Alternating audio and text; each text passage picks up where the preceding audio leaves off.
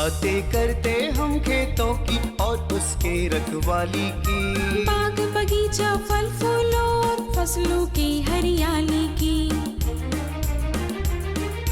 हम बीजों की बातें करते उत्तम जल संसाधन की, हम तकनीकी बातें करते फसलों के उत्पादन की। हर किसान का सपना सच हो जीवन सुखद बनाने को, गाँव-गाँव के हर आंगन का प्यारा सा ये दर्शन। कृषि दर्शन, कृषि दर्शन, कृषि दर्शन, कृषि दर्शन, कृषि दर्शन, कृषि दर्शन, कृषि दर्शन, कृषि दर्शन।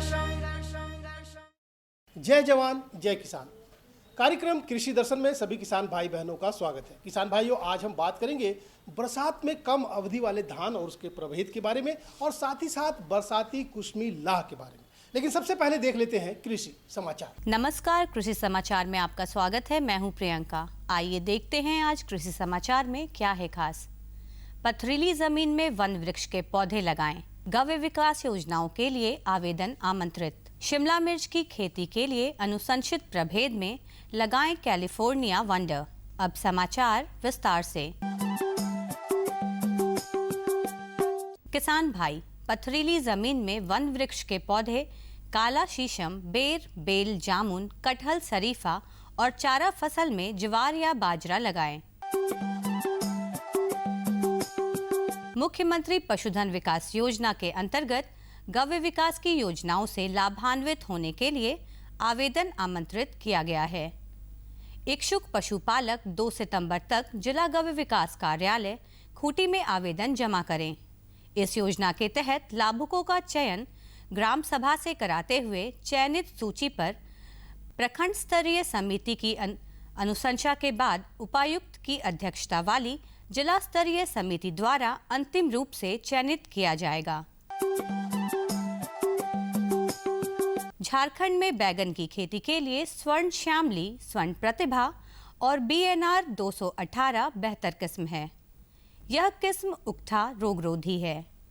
इन किस्मों को लगाने से किसान भाइयों को अच्छी उपज मिलेगी, जिससे अच्छी आमदनी होगी। झारखंड में अगर बैगन की खेती है तो इसके लिए स्वर्ण श्यामली है, स्वर्ण प्रतिभा है और BNR का 218 है।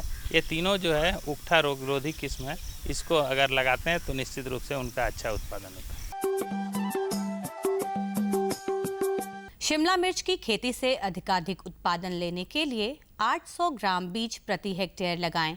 कतार से कतार की दूरी 45 सेंटीमीटर और पौधे से पौधे की दूरी 45 सेंटीमीटर रखें। बेहतर उत्पादन के लिए अनुशंसित प्रभेद में कैलिफोर्निया वंडर, येलो वंडर, अर्का मोहिनी, अर्का गौरव लगाएं। शिमला मिर्च की खेती के लिए अच्छे जल निकास वाली बलुई दोमट या लाल मिट्टी जिसका pH 5.5 से 6.8 हो का प्रयोग करें। अधिक अम्लीयता वाली मिट्टी में चूने का प्रयोग करें। मिट्टी हल्का और भुरभुरा होना चाहिए। किसान भाई, मक्के से दाना छुड़ाने के लिए ट्यूबलर हैंडमेड सेलर नामक कृषि यंत्र का प्रयोग कर सकते हैं। इसकी कार्यक्षमता 1 क्विंटल प्रतिदिन है। आज की विशेष जानकारी है टमाटर फसल में कीट नियंत्रण के बारे में। टमाटर फसल में लगने वाले कई कीट और रोगों का उपचार बिना दवाइयों के भी हो सकता है। जैसे टमाटर पौधे की पत्तियों को तोड़कर जमा कर लें और उसे खेत से दूर ले जाकर जला दें। और अब एक नजर राज्य के 5 प्रमुख शहरों के मौसम के मिजाज पर।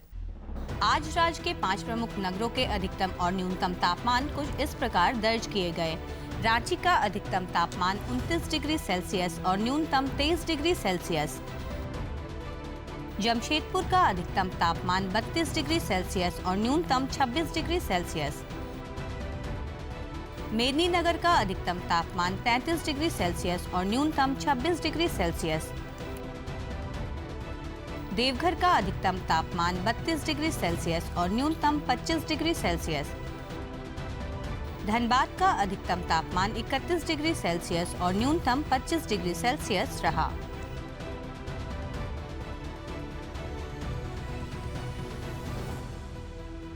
कृषि समाचार में आज इतना ही। अगले दिन अगले अंक में फिर मुलाकात होगी कुछ ताज़ा तरीन खबरों के साथ। तब तक के लिए दीजिए इजाजत। नमस्कार, जोहार। किसान भाइयों, बरसात का वक्त है। इस वक्त सभी किसान भाई बहन अपने अपने खेतों में हल चला रहे हैं और धान रोपने की तैयारी कर रहे हैं। लेकिन कम अवधि में भी होने वाले धान हैं और उसके प्रभेद भी हैं, क्योंकि अगर आप धान की खेती करते हैं तो ये जानना ज़रूरी भी है, क्योंकि इसमें कम अवधि में ही आपका फसल तैयार हो जाता है। तो चलिए सीधा अपने विशेषज्ञ के पास चलते हैं और ले लेते हैं ये विस्तृत जानकारी। आज हम बात करेंगे इस वक्त जो लोग पिछड़ गए हैं, जो कि धान नहीं लगा पाए हैं, उनके लिए अभी फ़िलहाल क्या और उपाय हो सकते हैं। विशेष जानकारी देने के लिए हमारे साथ मौजूद हैं नेहा राजन जी, कि जो किसान भाई हमारे अभी नहीं लगा पाए हैं धान, उनके लिए कौन सी अभी किस्में बेहतर हो सकती है और वो क्या अभी कर सकते हैं। सबसे पहले हम लोग धान का कुछ जो अभी समय चल रहा है इसके बारे में हम लोग चर्चा करेंगे। जैसा कि हम लोग जानते हैं कि धान हमारे जो झारखंड राज्य है, यहाँ पे लगभग 16.41 लाख हेक्टेयर क्षेत्र में की जाती है, जिसकी अधिकांश जिसमें कि जो भूमि है वो उपराऊ वर्षा आश्रित क्षेत्र के अंतर्गत में आती है। और यहाँ की अगर हम लोग टोपोग्राफी देखें तो जो धान का क्षेत्र है उसको दो भाग में बांटते हैं, जिसको हम लोग टाण और दोन बोलते हैं। जो टाण क्षेत्र है और दोन क्षेत्र है, टाण को जो ऊपरी भूमि है वो बोली जाती है और जो निचली भूमि है उसको हम लोग दोन की संज्ञा दी गई है। तो टाण और दोन दोनों को फिर से हम लोग पुनः 3 भागों में विभाजित करते हैं और टाण 1, 2, 3 और दोन 1, 2, 3 ये 6 भागों में बांटा गया है। तो टाण 1, 2, 3 और दोन 3 नंबर ये जो क्षेत्र हैं, यहाँ पे कम अवधि वाले धान की खेती की जाती है। और अगर हम लोग पूरे देश में देखा जाए तो पूरे देश में जो 7.1 मिलियन हेक्टेयर क्षेत्र में कम अवधि वाले धान की खेती की जाती है, जिसमें से 6.2 मिलियन क्षेत्र जो है वो पूर्वोत्तर राज्यों में है। तो इसी दृष्टि को देखते हुए भारतीय कृषि अनुसंधान परिषद ने हजारीबाग ज़िले में एक केंद्रीय वर्षा आश्रित उपराऊ भूमि चावल अनुसंधान केंद्र का स्थापना किया। और यह जो केंद्र है ये जो राष्ट्रीय चावल अनुसंधान संस्थान कटक है उसका एक उपक्रम है। तो ये जो केंद्र है ये 40 सालों से झारखंड के परिवेश के हिसाब से यहाँ के लिए नई नई किस्में विकसित कर रहा है और इसी क्षेत्र में कार्य कर रहा है। तो वहाँ की कुछ अच्छी किस्में हैं जिसकी चर्चा हम लोग करेंगे। जैसे कि जब कम अवधि वाली किस्म की बात आती है तो सबसे पहले वंदना है जो कि लगभग 90 दिनों में तैयार होती है और इसकी उत्पादन क्षमता 25 से लेकर 40 कुंटल प्रति हेक्टेयर है। और यह किस्म सूखा सहिष्णुता वाली किस्म है। साथ ही इसमें जो लीफ जो ब्राउन स्पॉट आते हैं लीफ में वो नहीं आती, साथ ही झुलसा रोग नहीं लगते इसमें। और इसकी एक ख़ास विशेषता यह है कि इसमें जैसे कि जो ऊपरी क्षेत्र में खेती करते हैं वो किसान जानते हैं कि खरपतवार की एक बहुत ज़्यादा गंभीर समस्या होती है वैसे क्षेत्र में। तो ये किस्म उस कंडीशन में, खरपतवार के कंडीशन में अच्छी उपज देती है। इसके बाद जो किस्म है वो है अंजलि।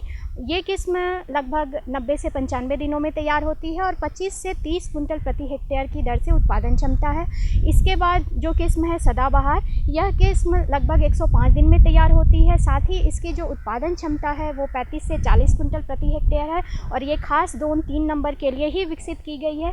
इसके बाद अभी एक बहुत ही पॉपुलर धान की वैरायटी चल रही है, जैसा कि अभी मैडम ने कहा कि इस समय अगर जो धान पिछड़ गए हैं उनके लिए क्या होना चाहिए। तो सहभागी एक ऐसी किस्म है जो कि दो नंबर और टाण 3 नंबर, दोन 3 नंबर और दोन 2 नंबर दोनों जगह में ही लगाई जाती है और बहुत ही पॉपुलर वैरायटी है। यह किस्म लगभग 40 से 45 कुंटल प्रति हेक्टेयर के दर से इसकी उत्पादन क्षमता है। साथ ही इस किस्म में जो ब्लास्ट है उससे प्रतिरोधक क्षमता है और सूखा सहने की अद्भुत क्षमता इसमें है। जैसे कि इंटरमिटेंट ड्राउट की जो सिचुएशन पैदा होती है झारखंड में, हम लोग देखते हैं कि कभी कभी अचानक से 15-20 दिन का बीच में इंटरमिटेंट ड्राउट आ जाता है। तो ऐसे कंडीशन में यह किस्म बहुत ही प्रभावी सिद्ध हुई है। तो इसके अलावा अभी कुछ दिनों पहले जो चावल अनुसंधान संस्थान कटक है वहाँ से एक वैरायटी विकसित की गई है जो CR धान 204, ये झारखंड के लिए अनुशंसित की गई है। ये वैरायटी भी 115 दिनों में तैयार होती है। साथ ही यह एरोबिक धान की किस्म है। इसकी बुआई आप 2 नंबर और टाण 2-3 नंबर में सीधी बुआई के रूप में कर सकते हैं। जो धान अभी तक नहीं लगा पाए हैं वो लोग इस किस्म का चुनाव कर सकते हैं। साथ ही यह ऐसी किस्म है जो कि लॉजिंग रेजिस्टेंट है, मतलब कि ये गिरती नहीं है और इसकी उत्पादन क्षमता जो है वो 40 कुंटल प्रति हेक्टेयर की दर से है। इसके बाद अगर हम लोग और बात करते हैं तो बिरसा कृषि विश्वविद्यालय द्वारा भी निर्गत कई किस्में हैं जो कि कम अवधि वाली किस्में हैं, जैसे कि बिरसा विकास धान 108, ये 70 से 75 दिनों में तैयार होती है और 25 से 30 क्विंटल इसकी उत्पादन क्षमता है। बिरसा विकास धान 109, ये तैयार होती है 90 से 95 दिनों में और 25 से 30 क्विंटल प्रति हेक्टेयर की दर से इसकी उत्पादन क्षमता है। और बिरसा विकास धान 110, इसकी जो अवधि है 110 दिनों की है और इसकी भी उत्पादन क्षमता 25 से लेकर 30 क्विंटल प्रति हेक्टेयर है। तो जो किसान भाई, जैसे कि हम अपने विषय पर ही आते हैं कि अभी धान लगा रहे हैं, उन्हें जो तो और इस वर्ष हम ये देखते हैं कि काफ़ी बारिश भी हुई है, बारिश ने काफ़ी साथ दिया। ऐसे में हमारे किसान भाई अभी सबसे बेहतर क्या कर सकते हैं? अभी तो जो समय है वो रोपा का समय चल रहा है, सभी लोग प्रतिरोपित कर रहे हैं धान की। और जो किसान, जैसे बहुत बार ऐसा हुआ कि इस बार बारिश मई में बहुत ज़्यादा हुई, फिर बीच में बारिश रुक गई और फिर अभी इधर बारिश शुरू हुई है। तो कई लोगों के ऐसे किसान हैं जिनका बिचड़ा शुरू में जो डाल दिए थे वो ख़राब हो गए, फिर से वो दोबारा से बिचड़ा लगाने के लिए ये किए हैं, धान डाले हैं। और अगर जो लोग धान नहीं डाल पाए हैं, मतलब बिचड़ा नहीं डाल पाए हैं, उसके बाद भी अभी ऐसी सिचुएशन है कि धान की खेती करना चाहते हैं किसान भाई, तो वैसे कंडीशन में 2 किस्म का आप चुनाव कर सकते हैं। जैसे कि अभी एक बहुत इधर 2-3 सालों से प्रचलित किस्म है स्वर्ण श्रेया, जो कि 2 नंबर खेत के लिए अनुशंसित है। और यह जो स्वर्ण श्रेया वेराइटी है, इसको आप डायरेक्ट सीडेड राइस के रूप में 2 नंबर खेत में लगा सकते हैं, सीधी बुआई कर सकते हैं, क्योंकि अब जो समय है वो बिचड़ा ये विकास करने का समय नहीं है, तो इसलिए सीधी बुआई का समय है। तो इसके लिए आप स्वर्ण श्रेया और एक जो अभी मैंने धान की किस्म बताई CR धान 204, ये दोनों किस्में एरोबिक राइस की किस्में हैं और इसको सीधी बुआई के लिए आप 2 नंबर में या 2-3 नंबर में ले सकते हैं। और इसमें की जो अभी के समय हम लोग बीज दर का उपयोग करेंगे वो होगा 100 kg प्रति हेक्टेयर सीधी बुआई में। मैम, आपको, हमारे किसान भाइयों को इतनी अच्छी जानकारी देने के लिए बहुत बहुत धन्यवाद। धन्यवाद।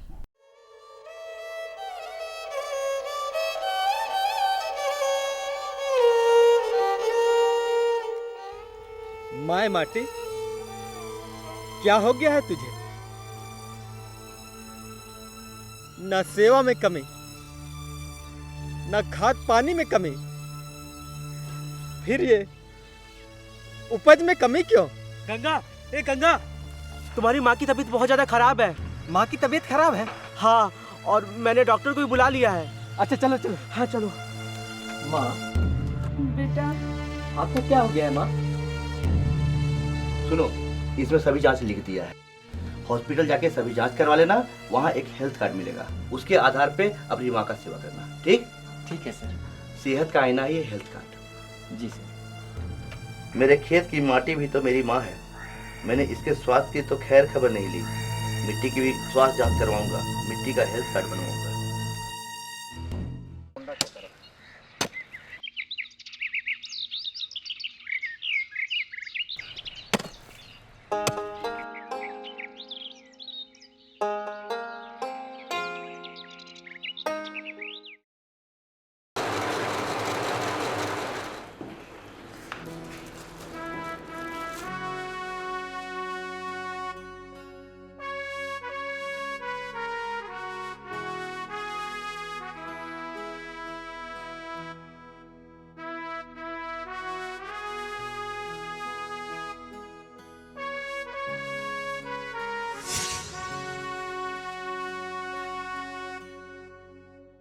किसान भाइयों, बरसात का वक्त है और इस वक्त में कुसमी लाह की खेती जो किसान करते हैं उनके लिए एक महत्वपूर्ण जानकारी हमारे पास है। तो चलिए सीधा अपने विशेषज्ञ के पास चलते हैं और बरसात में कुसमी लाह की खेती कैसे की जाती है इसके बारे में जानकारी दिलवाते हैं। किसान भाइयों, आज हम बात करेंगे कि बरसात के मौसम में कुसमी लाह की जो किसान भाई खेती करना चाह रहे हैं वह किस प्रकार से कर सकते हैं और खासकर सुरक्षित खेती। और इस महत्वपूर्ण विषय पर जानकारी देने के लिए हमारे साथ जुड़े हैं डॉक्टर के शर्मा सर, जो कि संस्थान के निदेशक हैं। सर, आपका हमारे कार्यक्रम में स्वागत है। धन्यवाद सर। जैसा कि आज का हमारा विषय है कि बरसात का मौसम, अभी देख रहे हैं कि बारिश भी हो रही है, और अभी जो किसान भाई लाह की खेती करना चाहते हैं तो वो किस तरह का कृषि कार्य करना चाहिए उनको और क्या सावधानी रखनी चाहिए? सबसे पहले तो ये ज़रूरी है कि मैं किसान भाइयों को ये बताना चाहूँगा कि कुसमी लाह की खेती ज़्यादातर हम लोग कुसुम, बेर और सेमीलता पर करते हैं। और चूंकि 2 फसलें होती हैं कुसमी की साल में, एक गर्मी की फसल है और एक बरसात के मौसम की फसल है। बरसात के मौसम की फसल है वो जुलाई महीने में लग के और जनवरी फरवरी तक चलती है। अब लगाने का मौसम भी है, कुछ किसान भाइयों ने जो अर्ली मैच्योरिटी की किस्म होगी वो लग गई होगी और कुछ लग रही होगी, बल्कि लग चुकी होगी। तो उसमें होता क्या है कि किसान भाई जब भी फसल को लगाएं, सबसे पहले ज़रूरी ये बात होती है कि आपका पौधा तैयार है कि नहीं है फसल लगाने के लिए। तो उसके लिए ज़रूरी होता है कि वो उसकी कटाई छटाई सही ढंग से की हुई हो उसकी, और ताकि फसल पे जो कीड़े बैठेंगे उनको अच्छी डालियाँ मिल सकें।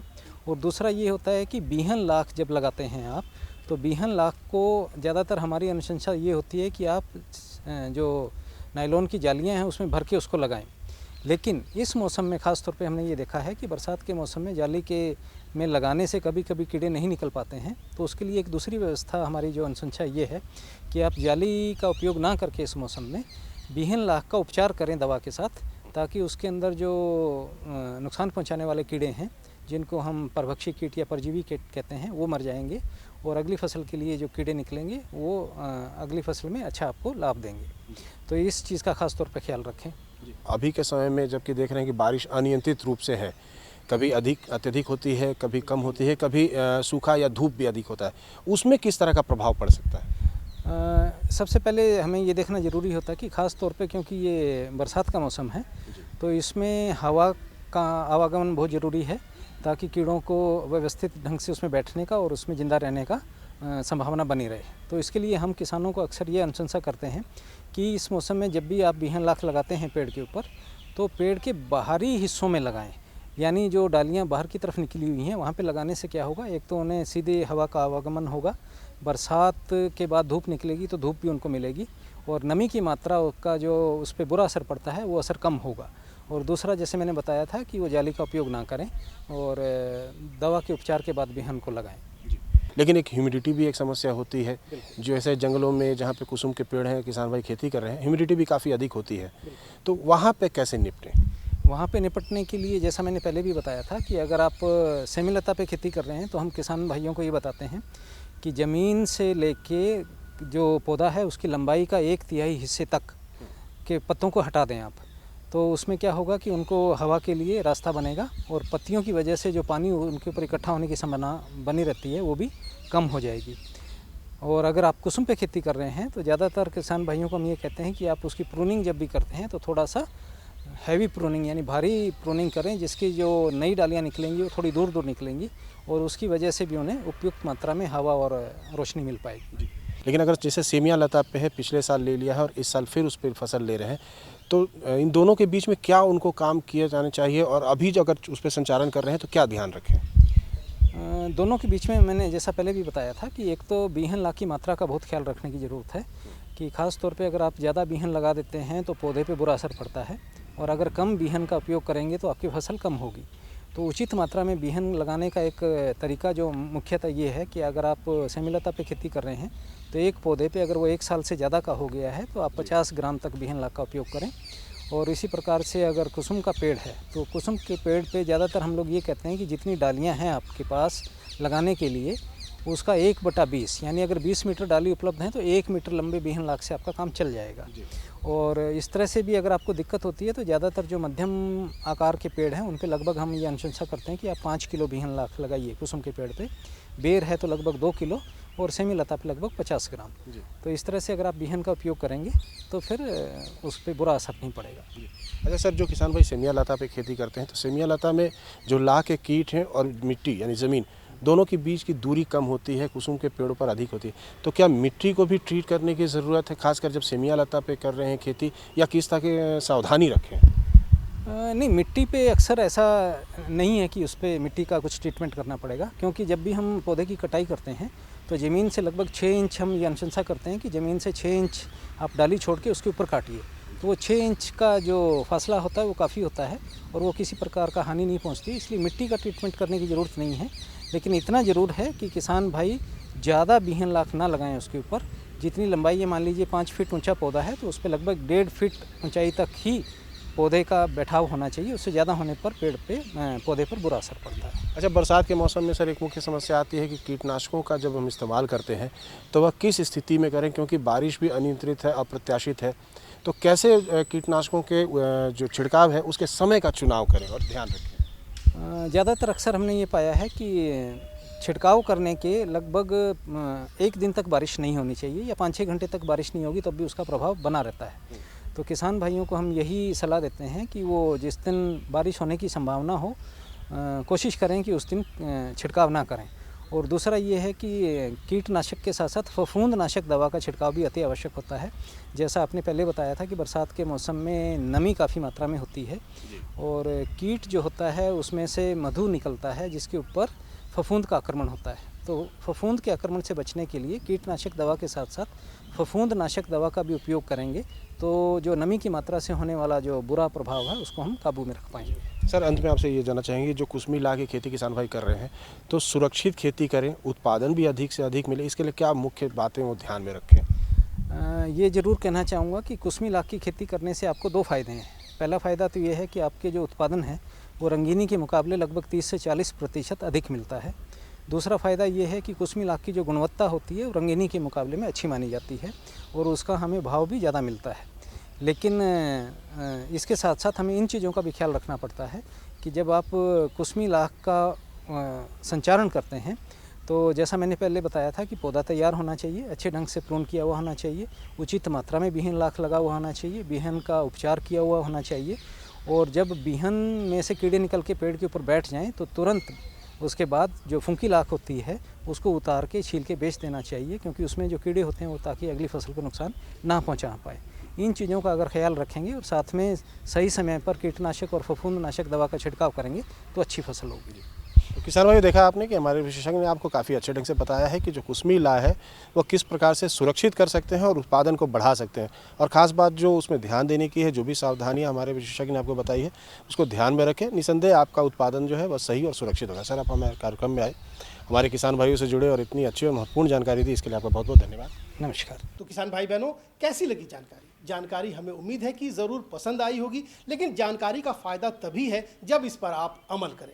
फिलहाल अब हो चला है आपसे विदा लेने का, लेकिन जाने से पहले आपको हम अपना पता बता देते हैं। हमारा पता है कार्यक्रम कृषि दर्शन कृषि प्रकोष्ठ द्वारा केंद्र निदेशक, दूरदर्शन केंद्र, रातू रोड, रांची, पिन संख्या 834001। तो हमें रहेगा बेसब्री से आपके खतों का इंतजार। तब तक के लिए इजाज़त, नमस्कार।